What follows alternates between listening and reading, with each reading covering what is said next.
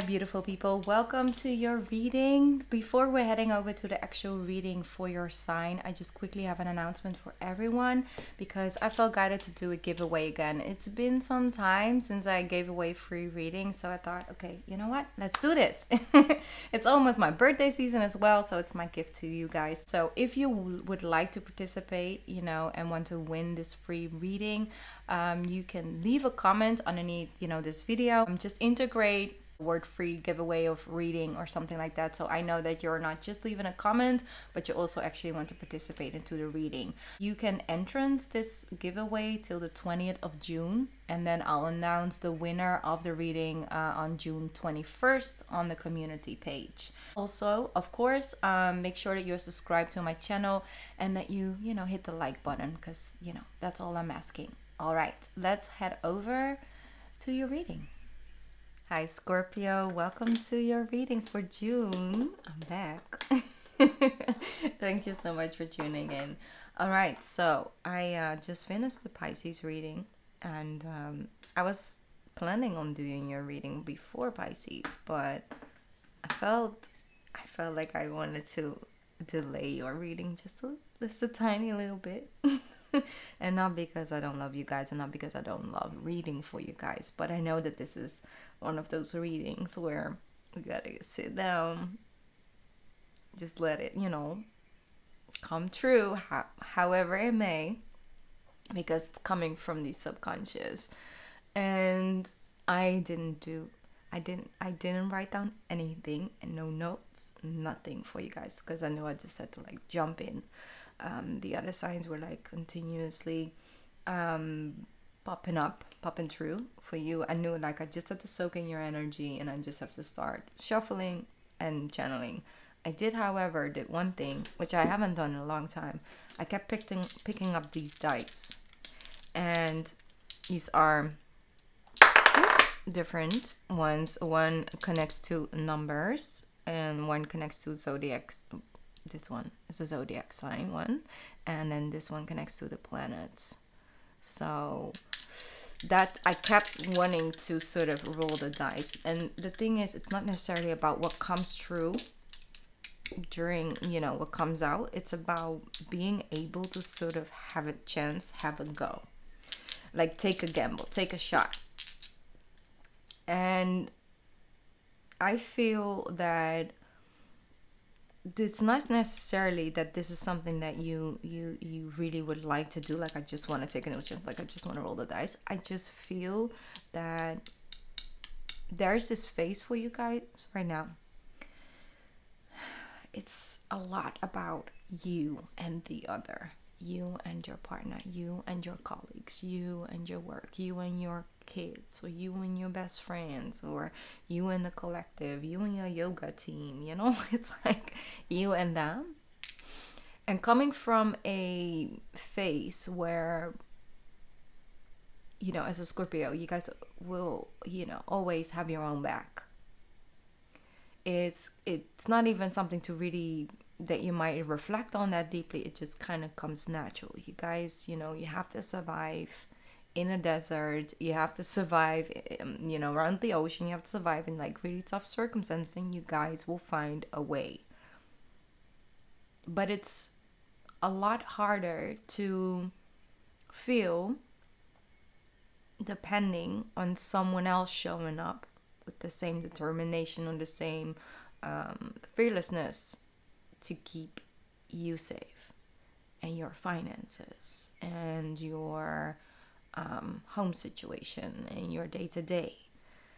And I feel like the universe is in the phase, in the season where you're coming in, where you can't really 100% be independent in all areas of your life. You will have to depend on someone else's investment, someone else showing up, and therefore that kind of feels like rolling the dice. I don't know how it's going to play out, but I guess I'm just gonna have to give it a real shot, or I'm gonna have to give them an opportunity.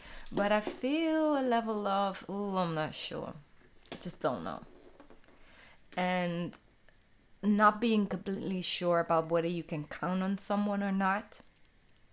definitely, you know, is a part of your intuition was like, you know, is trustworthy? Can I do this? Can I, like, you know, combine my finances with this person? Can I actually give them my heart? Can I be vulnerable around them? Can I show them, like, my fears? Can I show them any level of weakness? It's like, can I?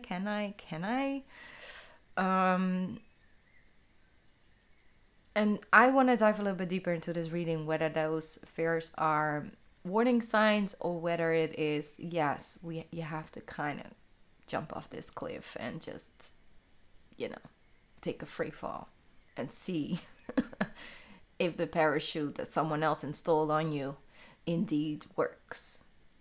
So, uncomfortable, but has a great potential for an amazing partnership, for taking things from one level to, like, the next level, because you're combining your strengths together.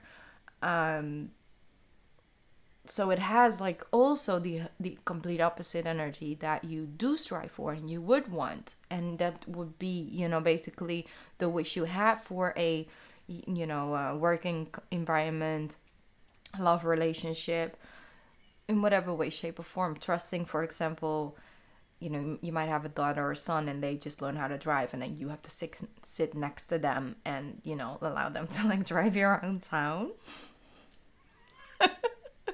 You want to trust them. It would be beneficial for everybody in the car, but it is a leap of faith. You know, so it could show up in those ways. And then you go from, ooh, like, I don't know if I'm comfortable about it, I'm giving it a go, I'm scared out of my life, but I'm not gonna show you, as you can. And then at one point it becomes more regular and you become more comfortable with it, and therefore you don't always have to be the one who drives, and that person can drive you around. And it's, you see, it could be beneficial. It just is that hump, you know? Like, it's like this, you know, fixed energy. It's like this is the way it goes. But now. And so, you know, this could also be a phase where you maybe financially supported someone and this person is finally back on their feet, and now they're able to bring it back to you. And having that switch and that next chapter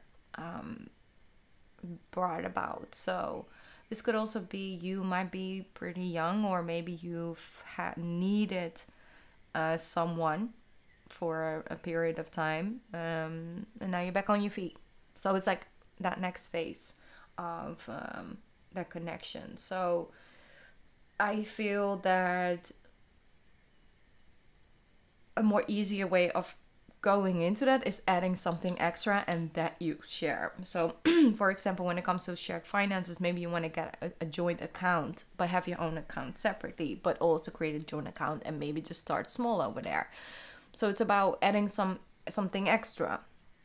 You know, maybe you have a condo, and it's, you know, you maybe are almost done paying mortgage on that one, and you get a joint house together, but you keep the apartment for just a while, so the transition is a little bit easier. You are taking a leap, you are joining your forces together, but therefore it doesn't mean you have to completely neglect their own foundation in order to feel a little bit more comfortable during that transition. I don't sense that that is what they're asking, or that's what you're being guided to do. It's a little bit of a, you know, one thing after another, after another, after another. There's nothing wrong with that. As long as we don't stay stagnant, and as long as we're not completely appalled against it about any change, you'll be good to go. So, especially because you're dealing with the second house energy as well for you, that full moon is in, on 23rd inside, which is in your second house. So it's all about how can we additional income stream, another one, and communicating about it and brainstorming about it with other people as well, and integrating that into it. You will have two full moons in your third house, first degree and the last degree. So I feel between, I think, when is that? I believe June 21st. Yes, June 21st, 22nd. around that time, you know, depending on where you live, obviously, we have a full moon in Capricorn. That's your third house energy if you are indeed a Scorpio rising. And it comes, and there is another one, but it's at the first and the last degree. And I believe it's like we're able to, between those full moons, and it's like July around the same time, so between June, end of June and end of July, between that period of time, I feel something new is growing, and I feel a new level of commitment is there, and you're able to take one step into like actually a lot of steps, and actually feel comfortable with every step, because you're not skipping any degrees with that.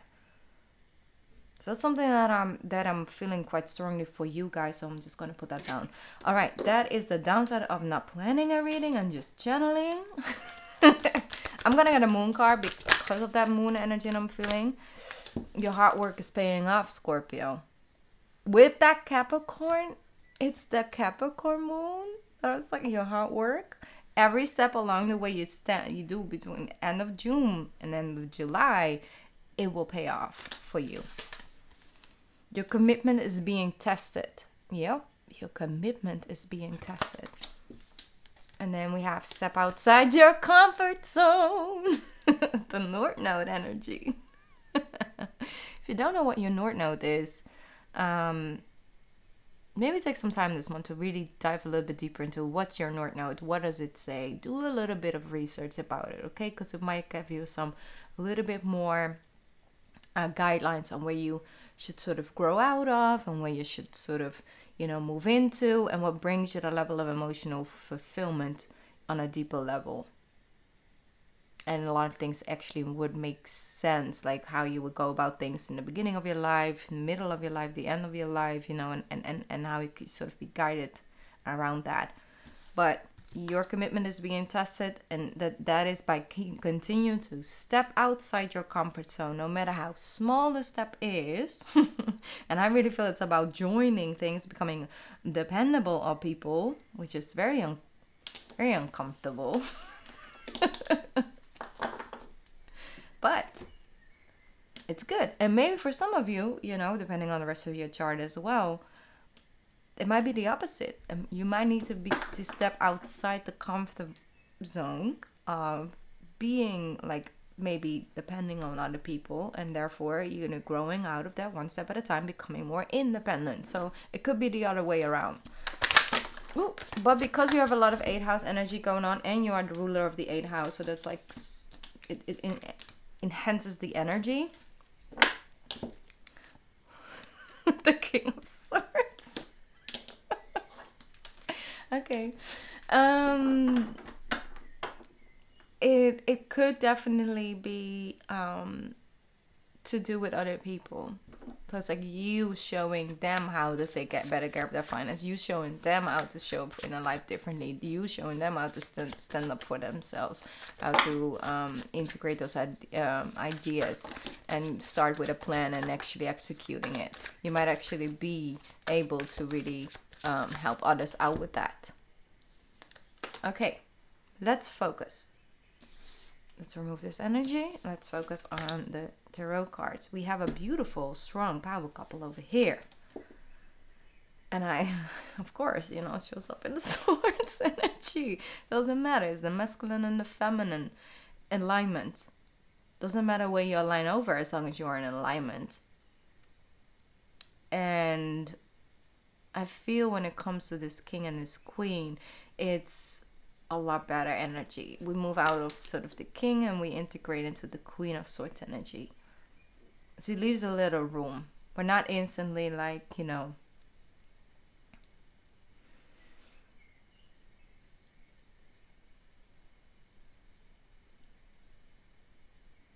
I just have to tune in for just a moment. Because what I feel with this is you're more approachable. The energy becomes more approachable because you're becoming more comfortable with actually open up in whatever way, shape, or form and area of your life that is for you personally. I feel that people had a hard time really coming towards you because of this armor. Not all kinds of people, but just certain type of people that actually could be very, very beneficial in your life. And I feel your energy is softer. It's still like no bullshit filter, which is okay. Don't lie to me or cut you out. I'm giving you an opportunity to tell me the truth, but if you're not telling the truth, because I already know the truth, then I'm going to cut you off. But at least you give them a fair shot. Energetically. It's all about the energy you send out. And how then therefore you can like integrate it into. So I think that is really good. What else we got going on? We got the Ace of Cups, the Star card, the Five of Cups. It's a lot of Piscean energy still. Maybe you have like also Pisces in your chart. I did shuffle very well after that, but a lot of similar cards show up. King of Swords, Queen of Swords, Ace of Cups, the Star, Five of Cups, Four of Pentacles, the Emperor, and the Four of Wands. Yeah. In order to feel that emotional fulfillment and connecting, because look how beautiful this energy is right here. It's like we have the Ace of Cups, it's overflowing, it's abundant, it's great, it's, you know, positive energy, it's excitement, it's new, it's creative, it's just good vibes. And with the Star card, well, it's like it makes your soul happy, it makes your soul shine, and it makes you, you know, your energy is just different because of that. With the Five of Cups and the Four of Pentacles, is how do we get there? It's about releasing attachments. Releasing attachment on how we should think, where we should be, how we think it should, you know, it's like, it's whatever you hold on to is going to bring about this friction. And therefore it creates this irritation, and therefore it becomes way more sensitive, and therefore it becomes less reliable because it gets outside of its natural state. So the Emperor and the Four of Wands, it is about, you can be the leader, you can lead, but sometimes that also means that we have to choose the thing and do the thing that maybe we don't really would prefer or do, but if it makes the other person happy and it doesn't affect us on a very negative, you know, in a very negative way, and it doesn't take too much self-sacrificing on our part, it's a compromise. Therefore we create this harmonious energy of free give and take and acceptance on both sides. Because with the Emperor and the Four of Wands, it's like the Emperor is, yeah, it's a strong energy, but it's not someone who's like extremely like self-centered or like focused on, I need to have my needs met at all time. And I'm just gonna, you know, it's a leader, it's not a boss. And leaders, good leaders, lead everybody to a position where it's a group leader, right? So it makes sure that the group by itself is in the right space and have their needs met. It's not always about the wants, but needs, the core needs. You know, that's like most important part. All right, let's get a couple more cards for my Scorpions. Boop. It jumps, Scorpio. I'm just gonna put this back. I'm gonna reshuffle one more time. Yeah, there we go. What's up with all these hairs falling out? I have no idea. Last 2 days. It's because I had a very intense flare-up of allergies, and it attacks my hair. It does. All right. So, anyway, super random side information, but it might be beneficial. I was Gemini season almost. We need to bring in a little bit of the lighthearted energy. Okay, Five of Swords, Ten of Swords, Seven of Wands.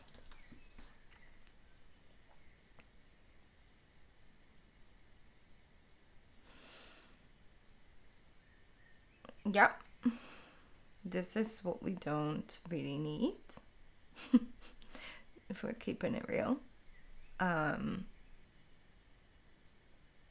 Because the thing is when you fall into almost like the trap of, yes, I'm feeling this way, but I'm keeping it to myself. I don't.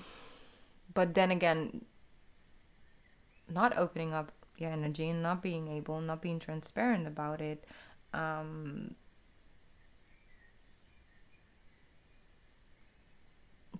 But you do have the temper and the short time spent of patience because of that space. And so if someone isn't aware of, I should tread lightly right now around my Scorpio, you know, it comes out of the blue, and it doesn't just cut the other person,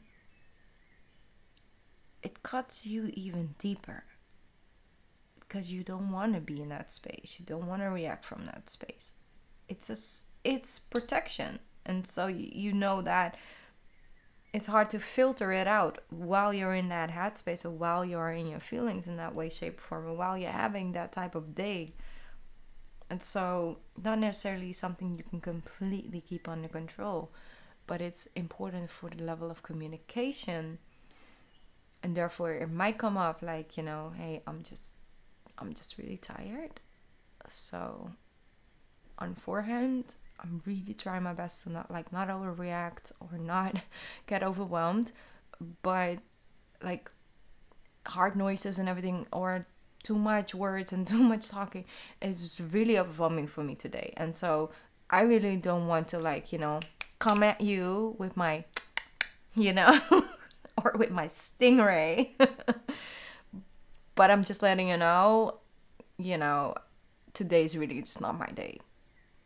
And so if I retreat a little bit and I'm quiet, please just let me be for a little bit, because I don't want to be like that, and you really don't want me to be like that. I don't want it to get there, and you really definitely don't want it to get there.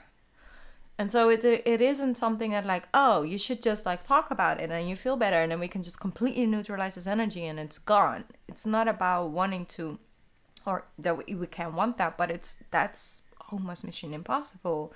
It's about being open about it. Yes, already release a little bit of that tension, because this side of you doesn't feel so much of like, you know, we got to put this armor on.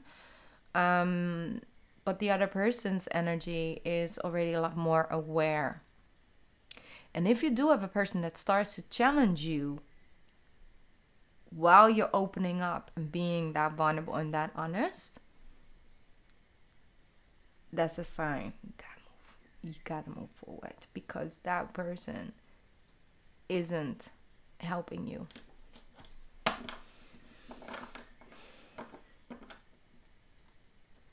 So there's this fear around that, because it might be actually making you very painfully aware of what the misalignment is between you and this person, between you and, you know, the situation.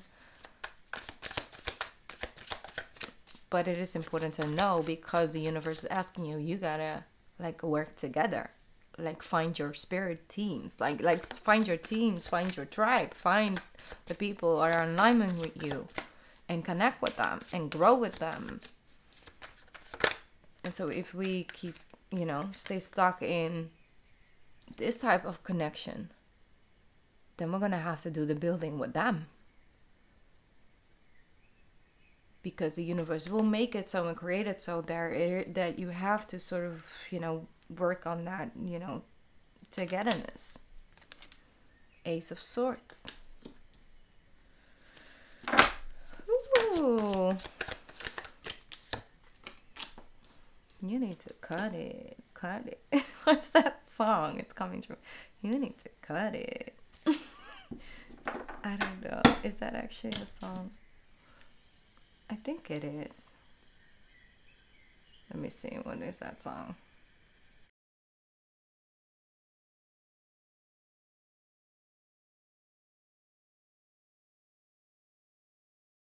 All right.